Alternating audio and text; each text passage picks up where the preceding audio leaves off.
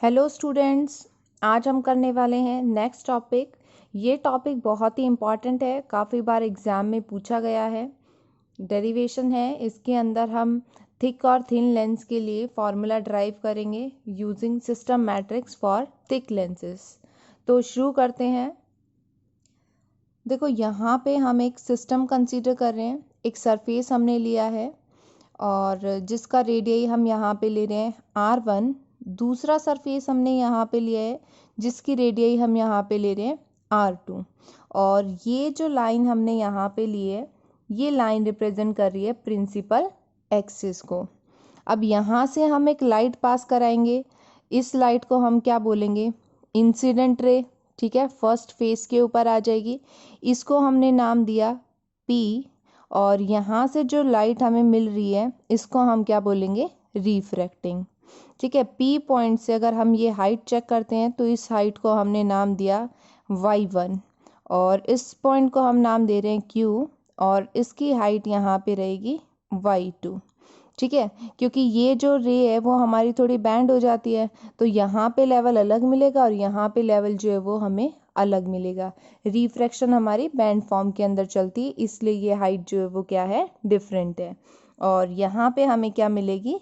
Emergent रे। इसको हम नाम दे रहे हैं ऑब्जेक्ट O। एक ऑब्जेक्ट से हमने लाइट फॉल कराई और यहाँ पे क्या फॉर्म हो रही है? इमेज। इसको हमने नाम दे दिया है I।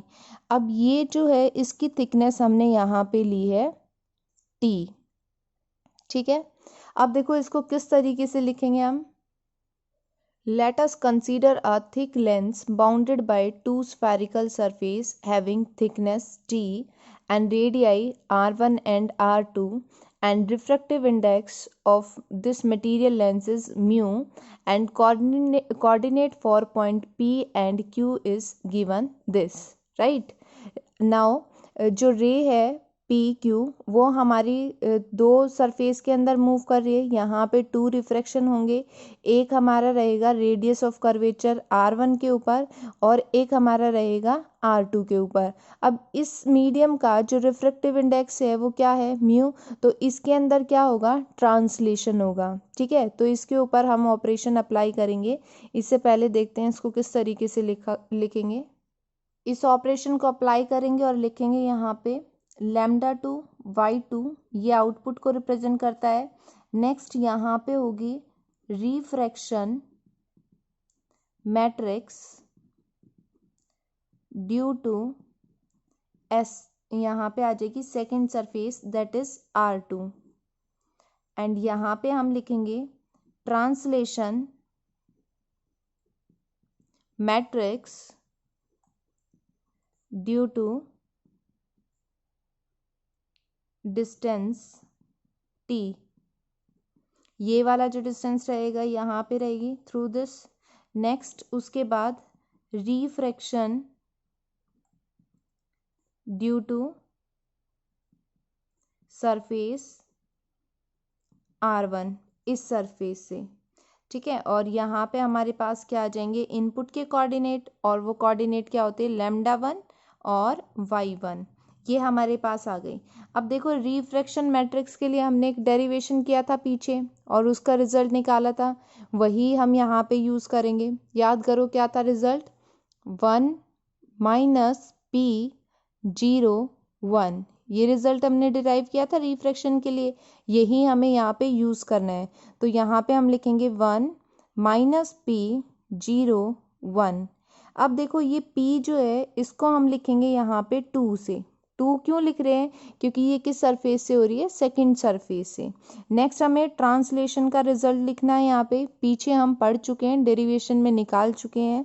ट्रांसलेशन का रिजल्ट आया था 1 0 D/μ और यहाँ पे क्या वैल्यू थी? 1। ये रिजल्ट था ट्रांसलेशन के लिए। लेकिन यहाँ पे हम क्या लिख रहे हैं? 1 0 T/μ 1। अब देखो यहाँ पे हमने T लिखा है, यहाँ D लिखा है। ऐसा क्यों है? क्योंकि वहाँ जो डिस्टेंस थी वो हमारी D में थी और यहाँ जो थिकनेस है इसकी वो हम क्या लेके चल रहे हैं? T। इसलिए हम यहाँ पे T की फॉर्म में लिख रहे हैं। नेक्स्ट हमें क्या लिख रहा है? Refraction for the first surface. तो यहाँ पे जो P की वैल्यू रहेगी उसकी जगह हम क्या यूज़ करेंगे? P1, क्योंकि ये फर्स्ट सरफेस के लिए है। तो हमारे पास ये सिस्टम मैट्रिक्स बन गई है यहाँ पे, और ये आ गया इनपुट कोऑर्डिनेट। ठीक है, इस तरीके से हम फॉर्म करते हैं सिस्टम मैट्रिक्स को। इसको पहले नोट डाउन कर लो, ये इसका स्क्रीनशॉट ले लो। फिर नेक्स्ट करते हैं हम नेक्स्ट पेज पे। हो गया है सबका। यहाँ पे हमें सिस्टम मैट्रिक्स को सॉल्व करना है, तो देखो इसको हम इस तरीके से करेंगे। फर्स्ट जो है मैट्रिक्स 1 माइनस P2 0 1, इसको हमने एज इट इज़ लिखा है। अब हम इन दो मैट्रिक्स को सॉल्व कर रहे हैं पहले, तो 1 को 1 से मल्टीप्लाई कराएंगे, क्या आ जाएगा 1, देन 0 को 0 से कराया 0, 1 को P से करा रहे हैं माइनस P1, 0 को 1 से कराएंगे यहाँ पे आ जाएगा 0। नेक्स्ट इसको इससे करा रहे हैं तो यहाँ क्या बनेगा T अपॉन म्यू, देन इसको कराएंगे तो क्या आ जाएगा 0। फिर यहाँ पे हमारे पास वैल्यू बनेगी minus P1 T upon mu, और यहाँ पे क्या बन जाएगा +1। ये आ गया हमारे पास। अब इसको हम लिख रहे हैं 1 माइनस P2 0 1। अब देखो 1 + 0 1 ही आएगा। यहाँ पे क्या बचा हमारे पास माइनस P1, और यहाँ क्या बच गया T अपॉन म्यू, ये टर्म बच गई। और यहाँ पे हमारे पास क्या है minus P1 T upon mu +1। अब हम क्या करेंगे, इसको इसके साथ सॉल्व करना है, तो यहाँ पे आपको क्या मिलेगा 1 + 1, ठीक है। देन उसके बाद minus P2 T upon mu, 1 को P से कराएंगे तो यहाँ पे आ जाएगा माइनस P1।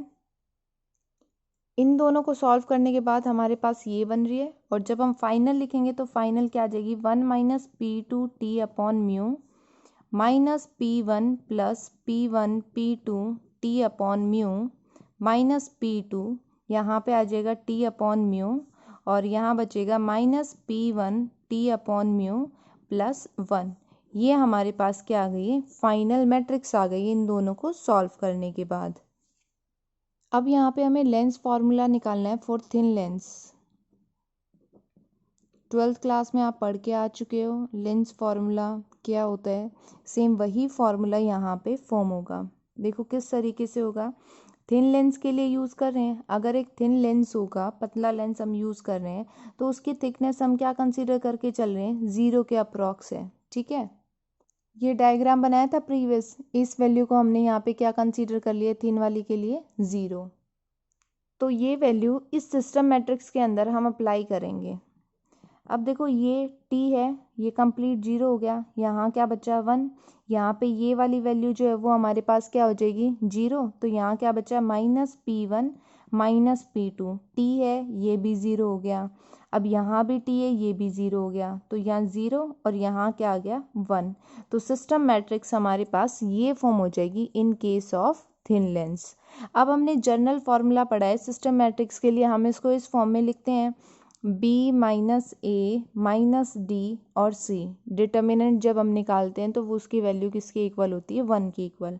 तो यहाँ पे b की वैल्यू क्या हुई 1, और ये a की वैल्यू आ जाएगी, ये हम यूज़ करेंगे d के लिए, और ये वैल्यू होगी c के लिए। ठीक है, अब देखो रिफ्रैक्शन वाले केस के अंदर जो पावर है p की वैल्यू वो किसके इक्वल लिखी थी हमने μ2 माइनस μ1 अपॉन r, ये लिखी थी। अब यहाँ पे हम जो रिफ्रैक्टिव इंडेक्स है वो क्या यूज़ करके चल रहे हैं, सिर्फ म्यू। देखो ये वाला डायग्राम, यहाँ हमने म्यू यूज़ किया है, और ये जो है एयर वाला रीजन हो जाएगा। एयर में रिफ्रैक्टिव इंडेक्स क्या होता है 1, तो उसको हम इस तरीके से लिख सकते हैं μ2 को लिखा म्यू, और यहाँ पे आ जाएगा 1 अपॉन क्या चलेगा r। जब हम फर्स्ट सरफेस के लिए ले रहे हैं तो रेडियाई जो है वो क्या चलेगी r1, और जब सेकेंड के लिए ले रहे हैं तो क्या रहेगी r2। यहाँ पे साइन यूज़ हो जाएगा माइनस का।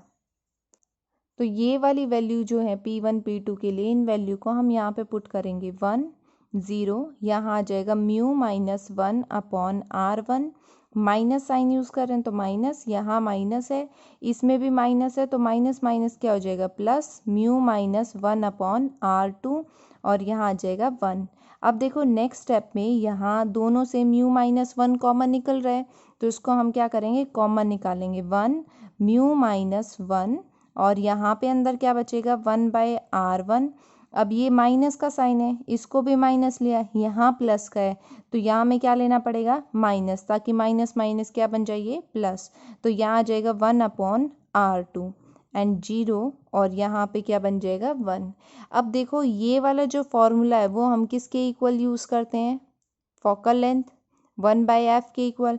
तो उसको हम किस तरीके से लिख सकते हैं, यहाँ पे 1 - 1/f 0 1। तो ये सिस्टम ऑफ मैट्रिक्स आ गई है फॉर द थिन केस। और लेंस फार्मूला जो है वो भी हमारे यहाँ पे, इसको हम लिख के दिखा सकते हैं, 1/f जो है वो किसके इक्वल है, mu minus 1/R1 minus 1/R2, इसके इक्वल हम इसको लेते हैं। ये वैल्यू हमने यहाँ पे पुट की है। ठीक है, इसके दो मेथड हैं। ठीक है, ये वाला मेथड जो है वो इजी रहेगा क्योंकि ये चीज़ आप पढ़ के आए हो पीछे। इसको नोट डाउन कर लो या फिर इसका स्क्रीनशॉट ले लो। नेक्स्ट हम करते हैं फॉर थिक लेंस। हो गया है।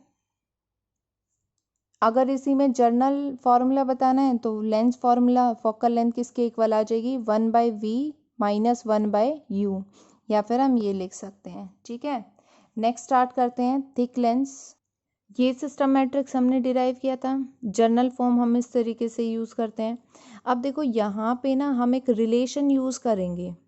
आपकी बुक में इस टॉपिक से पहले एक टॉपिक होगा, उसके अंदर पूरा डेरिवेशन दिया हुआ है, वहाँ से हम एक रिज़ल्ट यूज़ कर रहे हैं। ठीक है, वो टॉपिक मैंने आपको नहीं कराया क्योंकि वो हमारा सिलेबस में नहीं है। लेकिन अगर आपको देखना है कि ये कैसे डिराइव हुआ, कैसे ये फार्मूला बना, तो आप वहाँ से चेक कर सकते हैं। ठीक है, हम डायरेक्ट रिजल्ट यूज़ कर रहे हैं, ये रिलेशन हम यूज़ कर रहे हैं। ठीक है, डिस्टेंस ऑफ ऑब्जेक्ट प्लेन और इमेज प्लेन, इसको हम इस फॉर्म के अंदर लिखते हैं। ठीक है, ये b d2 minus d plus a d1 d2 minus c d1। अब ये d1 d2 क्या है, कहाँ से आए, देखो पीछे हमने ये डायग्राम बनाया था। ये वाला जो डिस्टेंस है वो क्या कहलाएगा, d1, और ये डिस्टेंस जो है वो क्या कहलाएगा, d2। ठीक है, इस तरीके से हमने ये यूज़ किया है। अब यहाँ पे वैल्यू देखो, ये b की वैल्यू है ये, और ये a की वैल्यू है, ये हम d के लिए यूज़ कर रहे हैं और ये c के लिए। तो यहीं a b c d के अंदर हमें यही वैल्यू पुट कर देनी है। पहले हम यूज़ कर रहे हैं b के लिए, तो देखो ये वाली वैल्यू हमें यहाँ पे लिखनी है। तो उसको हम लिखेंगे minus p1 plus p2 p1 t upon mu minus p2, ये फॉर्म हो गया। देन यहाँ पे आ जाएगा d2 माइनस d की वैल्यू यहाँ पे क्या है हमारे पास, t। ठीक है, t upon mu plus a की वैल्यू हमारे पास क्या है, ये। एक बार दोबारा देखो स्टेप को, यहाँ से नहीं, देखो b के लिए हम ये वाली वैल्यू यूज़ कर रहे हैं, तो यहाँ आएगा 1 minus p2 t upon mu d2 minus d के लिए ये वाली वैल्यू है t अपॉन म्यू। ठीक है, माइनस d है, माइनस यहाँ पे, तो माइनस माइनस क्या हो जाएगा, प्लस। देन उसके बाद यहाँ पे a की वैल्यू रखनी है, a की वैल्यू हमारे पास ये है, माइनस यहाँ पे, तो ये क्या हो जाएगा हमारे पास, माइनस का sign, p1 plus p2 p1 t upon mu minus p2, और यहाँ पे आ जाएगा d1 d2। c की वैल्यू हमारे पास ये है, माइनस यहाँ साइन यहाँ पे और माइनस ही यहाँ पे है, तो माइनस माइनस क्या हो जाएगा, plus p1 t upon mu plus 1 into क्या आएगा, d1 इक्वल्स टू 0। अब देखो नेक्स्ट इस स्टेप में से अगर कॉमन निकालना चाहो तो कॉमन निकाल सकते हो, अगर लास्ट में यही छोड़ना चाहते हो तो ये भी छोड़ सकते हो। ये जो रिलेशन है वो थोड़ा कॉम्प्लेक्स रिलेशन है, अगर इसे हम आगे सॉल्व करते हैं तो ये बहुत ही डिफ़िकल्ट होगा, इसलिए इसको हम यहीं पे छोड़ देते हैं फॉर थिक लेंस, क्योंकि ये ज़्यादा कन्वीनियंट है। आगे हम टॉपिक करेंगे unit plane and nodal plane. ठीक है, उन टॉपिक के अंदर ये रिज़ल्ट यूज़ किया जाएगा और उसके लिए ये फॉर्म कन्वीनियंट है, इसलिए इस रिज़ल्ट को हम यहीं पे छोड़ते हैं। और ये आपका यहाँ पे रिज़ल्ट फॉर्म हो गया है lens formula for thick lens. I hope ये टॉपिक आपको समझ आ गया होगा। ये टॉपिक बहुत ही इम्पॉर्टेंट है, बहुत बार एग्ज़ाम में आ चुका है, तो इसको आपको ध्यान से करना है। अगर कोई भी स्टेप कहीं भी समझ नहीं आता है तो आप कमेंट बॉक्स में लिख सकते हैं। Thank you for watching my video and please hit the bell icon to get the latest notification of my videos.